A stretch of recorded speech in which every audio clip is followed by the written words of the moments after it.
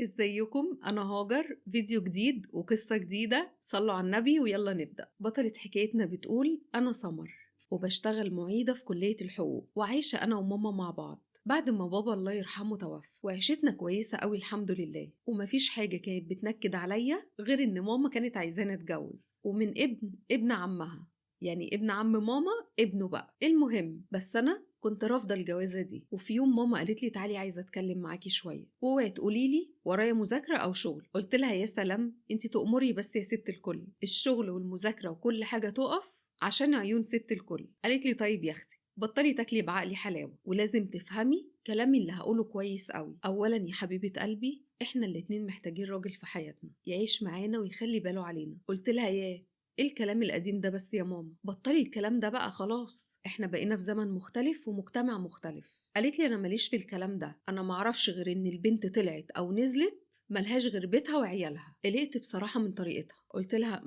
وبعدين هو في ايه بالظبط يا ماما؟ ما تيجي في الكلام معايا على طول. ماما قالت لي: في عريس ومتقدم رسمي، واللي انت عايزاه كمان هو هيعمله، وهو مغمض عينيه، واهم حاجة انه بيحبك وبيموت فيكي كمان. قلت لها: تاني يا ماما تاني؟ انا عند رأيي، انا مش ممكن اتجوز ياسر. اولا واحد مش متعلم، وتاني حاجة انسان ما عندوش تفاهم، اللي هو عايزه يتنفذ وبس. قالت لي: نعم، ده لو ياسر مع الدنيا كلها عصبي، عندك انتي بيبقى عامل زي العيل الصغير ده، لما بيبقى عندنا عينه ما بتنزلش من عليكي ويتمنى انك تبصي له بس بصه. قلت لها: وانا مش عايزاه ومش بحبه، واول ما هفكر اتجوز مش هتجوزه هو. قال ياسر قال. امي اتعصبت وقالت لي: وانا قلت كلمه للراجل، وهيجي النهارده وهتقعدي معاه وشوفي طلباتك ايه، واللي انت عايزاه هو هيعمله، وشروطي براحتك كمان. قلت لها: اشرط ايه واتكلم مع مين اذا كان انا مش عايزاه من اساسه ومش بقبله؟ امي قالت بزعل: هو لو ابوكي كان عايش كنت انا ارتحت من الهم ده، انا عملتلك كل اللي انت عايزاه وبرضه مش عايزه تسمعي كلامي. وقتها تعبت قوي وانا اتخضيت عليها. قلت لها: ماما في ايه بس؟ ارتاحي لو سمحتي وبطلي كلام، وانا هنزل اجيب الدكتور اللي جنبنا عشان يكشف عليكي. وفعلا نزلت، وبعد ما كشف الدكتور عليها قال لي: هي والدتك عندها الضغط والسكر من امتى يا نسا سمر؟ قلت له: ضغط ايه وسكر ايه يا دكتور؟